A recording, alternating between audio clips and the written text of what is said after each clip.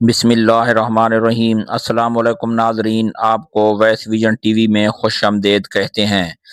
ناظرین، آج ہم پاکستان کے موجودہ سیاسی صورتحال پر بات کریں گے، خاص طور پر 8 فروری کو ہونے والے احتجاج کی تناظر میں، کیونکہ اس دن پاکستان کی دو بڑی سیاسی قوتوں نے تحریک انصاف اور جمعیت علماء اسلام مولانا فضل الرحمان نے الگ الگ مگر ایک ہی دن احتجاج کے لیے میدان میں آ رہی ہیں۔ 8 فروری وہ دن ہے جسے اپوزیشن جماعتیں عام انتخابات کے 2 سال مکمل ہونے کے طور پر دیکھ رہی ہیں، اور اس بنیاد پر اس دن کو یوم سیاہ قرار دیا جا رہا ہے۔ تحریک انصاف پہلے ہی اس دن احتجاج کی کال دے چکی تھی۔ اب مولانا فضل الرحمان کی جماعت JUI نے بھی ملک گیر احتجاج کا اعلان کیا ہے۔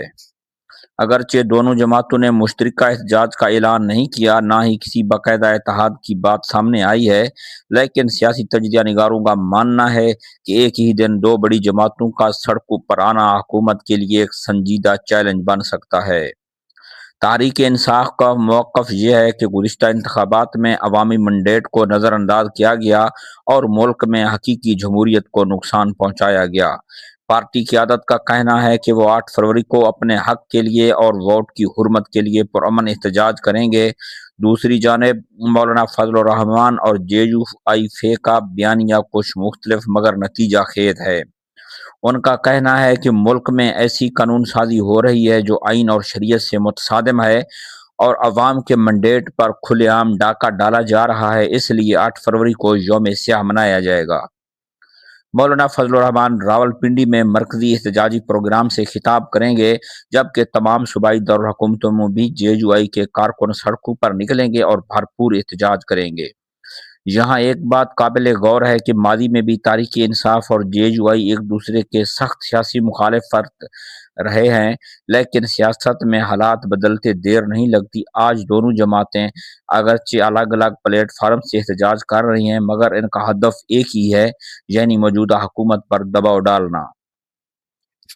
8 فروری کو تحریک انصاف کا احتجاج بھی مؤثر رہتا ہے، JUI کا احتجاج بھی بھرپور ہوتا ہے، تو حکومت کو بجک وقت سیاسی، انتظامی اور عوامی دباؤ کا سامنا کرنا پڑ سکتا ہے۔ حکومت پہلے ہی مہنگائی، معاشی دباؤ اور عالمی سطح پر چیلنج سے نبرد آزما ہے۔ ایسے میں ملک گیر احتجاج صورتحال کو مزید پیچیدہ اور گھمیر بنا سکتا ہے، خاص طور پر اگر بڑے شہروں میں شٹر ڈاؤن یا سڑکوں کی بندش ہوتی ہے۔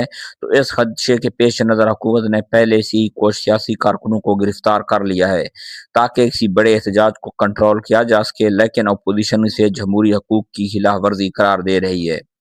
تحریک انصاف کا کہنا ہے کہ ان کا احتجاج پرامن ہوگا، وہ کسی قسم کی توڑ پھوڑ یا زبردستی شٹر ڈاؤن کے حق میں نہیں، لیکن سوال یہ ہے کہ زمینی صورتحال کس حد تک کنٹرول میں رہتی ہے۔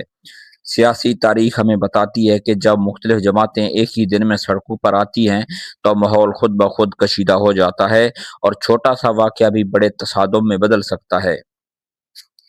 اگر یہ احتجاج پرامن رہتے ہیں تو اپوزیشن کو اخلاقی برتری حاصل ہو سکتی ہے، حکومت پر بھی مذاکرات کے لیے دباؤ بڑھے گا، لیکن اگر حالات خراب ہوتے ہیں تو اس کا نقصان حکومت یا اپوزیشن کو نہیں بلکہ عام عوام کو ہوگا۔ اس کے ساتھ ساتھ اپوزیشن کو بھی اس کا نقصان ہوگا، کیونکہ عوام سمجھتا ہے کہ ان کی ہڑتال کی وجہ سے یہ مسئلہ ہوا ہے، اور حکومت کو بھی نقصان ہوگا کہ عوام سمجھتا ہے حکومت ان کو کنٹرول نہیں کر سکی۔ عام شہری پہلے ہی مہنگائی اور بے روزگاری سے پریشان ہے، وہ سیاسی کشمکش کو مزید برداشت نہیں کر سکتا، اور اس لیے عوام کا رد عمل ان احتجاجوں کے مستقبل کا فیصلہ کرے گا۔ اگر عوام بڑی تعداد میں باہر نکلتے ہیں تو حکومت کے لیے حالات کو سنبھالنا واقعی مشکل ہو سکتا ہے، کیونکہ دو جماعتوں نے ایک ہی دن احتجاج کا اعلان کیا ہوا ہے۔ اگر عوام نے لا تعلقی اختیار کی تو یہ احتجاج محدود ہوگا اور حکومت کو کنٹرول کرنے میں بھی آسانی ہوگا۔ ایک اور اہم پہلو یہ بھی ہے کہ اگرچہ PTI اور JUI آج ایک دوسرے کے ساتھ کھڑی نظر نہیں آ رہی، لیکن سیاسی دباؤ آنے والے دنوں میں کسی نئے سیاسی الائنس کی بنیاد بن سکتا ہے۔ پاکستان کی سیاست میں کوئی چیز حتمی نہیں ہوتی، آج کے مخالف کل کے اتحادی بن جاتے ہیں۔ یہی وجہ ہے 8 فروری کا دن صرف ایک احتجاجی دن نہیں بلکہ مستقبل کی سیاست کا رخ بھی متعین کر سکتا ہے۔ آخر میں یہی کہا جا سکتا ہے کہ تحریک انصاف اور JUI دونوں کا 8 فروری کو احتجاج حکومت کے لیے ایک ٹف ٹائم ثابت ہو سکتا ہے، چاہے وہ ایک ساتھ ہوں یا نہ ہوں، لیکن ان کا دباؤ اکٹھا محسوس کیا جائے گا۔ हो सकता है ये आने वाले वक्त में दोनों जमातें मिलकर कोई साथ अलायंस बना लें तो ये हुकूमत के लिए और ज़्यादा भी मुश्किलात बन सकते हैं। अब देखना ये बाकी है कि हुकूमत इस दबाव को किस तरह हैंडल करती है, मुज़ाकरात के ज़रिए या ताकत के ज़रिए। फ़ैसला जो भी हो उसके असरात पाकिस्तान की सियासत और अवाम की ज़िंदगी दोनों पर पड़ेंगे। तो नाज़रीन आज तक इतना ही है, हम ये इस एहतजाज को जो है ना अच्छी तरह से देख रहे हैं और इसके बारे में जो-जो अपडेट आते जाएँगे हम आप लोगों को आगाह करते रहेंगे। इसलिए हमारे चैनल को सब्सक्राइब करें, इस वीडियो को लाइक करें, शेयर करें।